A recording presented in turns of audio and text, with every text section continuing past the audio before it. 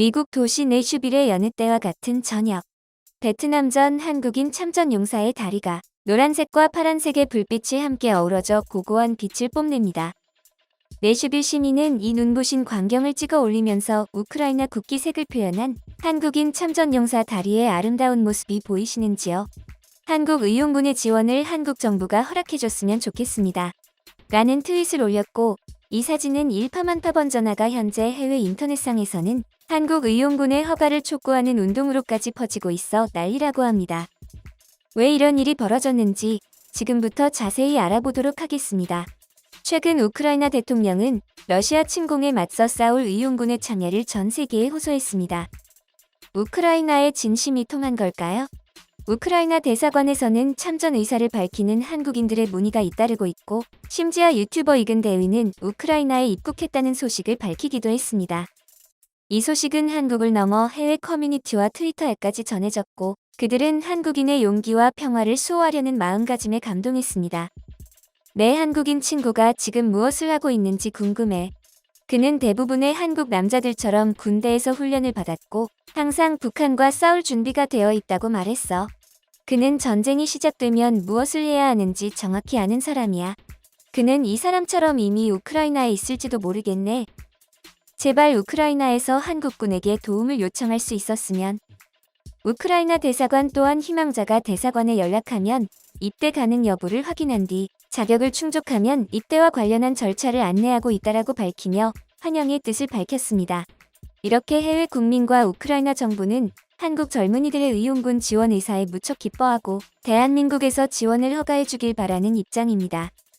한국 외교부에서도 이런 해외 네티즌의 반응을 알고 있기에 최근 우크라이나 국제의용군 모집에 우리 국민이 관심을 보인다는 보도가 있다라는 것을 언급했지만 섣불리 결정할 일이 아니기에 신중한 입장입니다.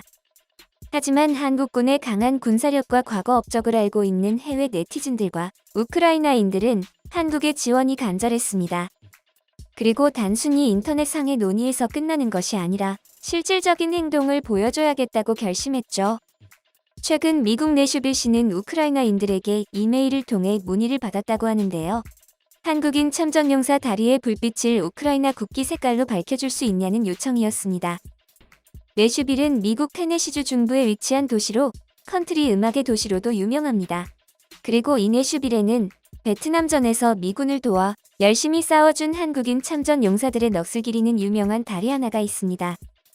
게이트웨이 브리지, 한국전쟁 참전 용사 대로로 불리기도 하는 이 다리는 내슈빌을 방문하는 관광객이 라면 누구나 이 도로를 안내하는 녹색 표지판을 쉽게 찾아볼 수 있습니다. 이 다리는 내슈빌의 대표 관광 명소 중 하나였기 때문에 한국 의용군 지원을 지지하는 우크라이나인과 다른 나라의 외국인들은 이 다리를 통해 한국 의용군 찬성에 대한 강력한 의사를 표현하기로 한 것입니다. 내슈빌 시는 처음엔 난감한 의사를 표하면서 생각해보겠다고 의사를 전달했지만 점점 미국 내에서도 우크라이나를 지원하는 국민들의 수가 늘어나며 의용군의 필요성이 대두되자 결국 시 당국도 이를 받아들이기로 했습니다.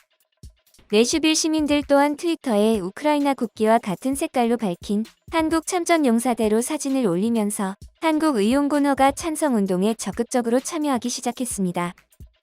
이 소식은 미국의 지역 방송국인 폭스 내슈빌에까지 방영됐을 정도로 파급력이 커졌고 언론을 통해 이 소식을 접한 미국인들도 해당 운동에 참여하고 있어 점점 평화의 물결은 커지고 있다고 합니다. 한국 의용군 지원 찬성 운동은 과거 위대한 업적을 남긴 한국 군인들에 대해서도 조명하는 시간을 갖게 했습니다. 한 트위터리아는 과거 한국 전쟁과 베트남전에 있었던 사례들을 소개하면서 한국군이 전쟁에서 보여준 위용을 찬양하기도 했습니다. 여러 영웅에 대한 다양한 이야기가 나왔지만 그 중에서 사람들의 주목을 가장 많이 받았던 이는 미국 안보 비서관으로도 활약한 임종덕 대위였습니다. 그의 인생 스토리는 매우 흥미로운데요. 임종덕 대위는 미국의 육사 교과서에까지 기록될 정도로 미국 군인들 사이에서도 많은 존경을 받고 있던 인물입니다. 인민군에 의해 목숨을 잃은 부모님으로 인해 천에 고아였던 그는 하우스보이 생활 도중 미국 5공군 사령관 토마스 화이트 중장의 눈에 띄어 입양됩니다. 화이트 중장에게는 전투 비행사인 외아들이 있었는데 그의 외아들은 전투 비행 중 안타깝게 소중한 목숨을 잃었고 자식이 없는 적적함 때문에 힘들어하고 있던 와중 좋은 인성과 재능을 가진 한국인 소년이 눈에 들어온 것이죠. 임종덕은 양아버지의 보호 아래 서울 중학교를 졸업한 뒤 미국에서 학업을 계속하게 됩니다. 피나는 노력 끝에 고등학교를 우수한 성적으로 졸업한 임종덕은 미국 명문 하버드 대학교에 입학하고 나서도 학업을 게을리하지 않았습니다. 그의 이런 노력은 미국의 대학을 졸업한 뒤 군인이 되겠다는 열망 때문이었습니다.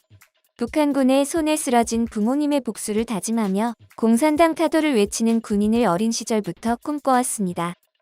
1967년 마침내 그는 25살 나이에 입대를 해 4년간 장교훈련을 받습니다. 그의 첫 부임지는 주일 대사관의 무관이었습니다. 미국 정부는 임종덕을 외교관으로 키울 계획이었지만 임종덕은 6개월 만에 월남전에 자원하여 특수부대가 됩니다. 임종덕의 임무는 미군 포로 수용소를 습격하여 미군들을 구출하는 작전이었습니다. 작전을 마치고 귀대 중인 어느 날, 그는 매복 중인 베트콩의 기습을 받아 전투를 벌였습니다. 임종덕은 숫자상으로 전투에 이기기 어렵다는 것을 판단하고 부하 3명을 살리기 위해서 그들에게 후퇴할 것을 명령하고 대신 자신이 포로가 되었습니다. 그는 야심한 밤을 틈타 포로 수용소를 탈출하게 되었고 뒤에는 무수한 총탄이 빗발처럼 날아왔으나 한 군데의 부상도 없이 자신의 부대로 돌아오게 되었습니다. 부대는 이 놀라운 청년의 용기 있는 행동에 함성으로 환영하였습니다.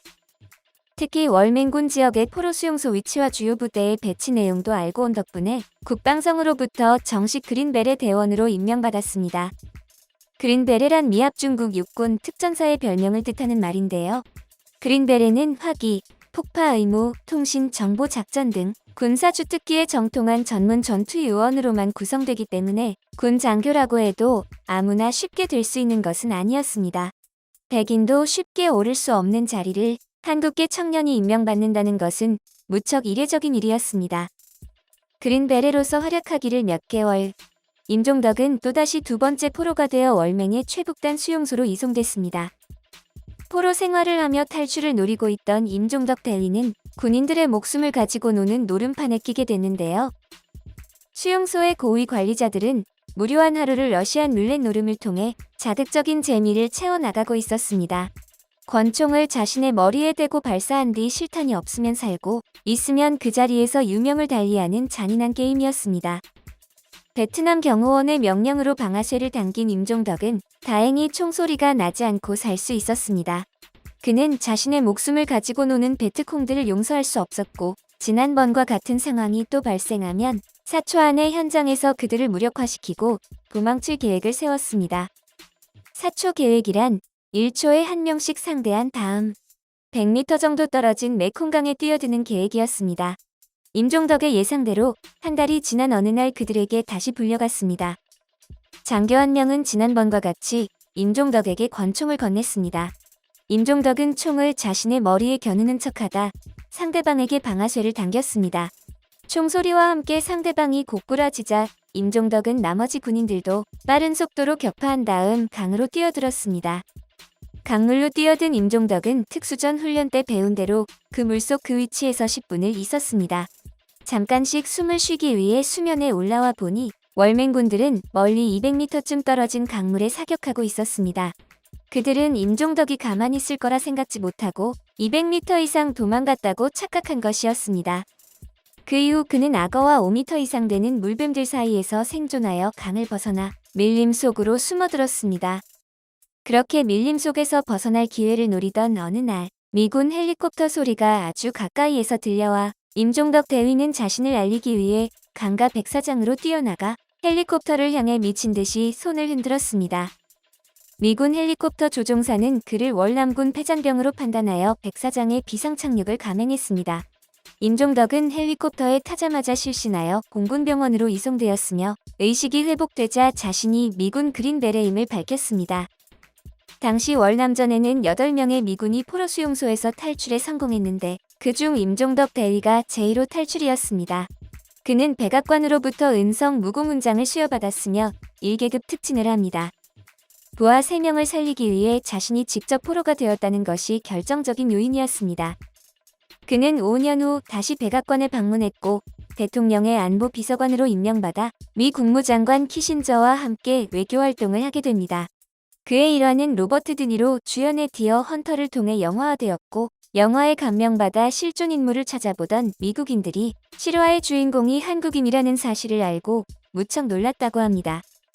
이렇게 한국 군인들의 자랑스러운 행적은 전 세계에 널리 퍼져 있어 한국군의 지원을 바라는 우크라이나인이 많습니다. 의용군 지원 허가는 신중하게 접근해야 할 문제이기 때문에 속단할 수 없습니다만, 우크라이나의 평화가 찾아오길 바라는 마음은 전 국민 누구나 같으니 모두 힘을 내어 응원해 주시길 바랍니다.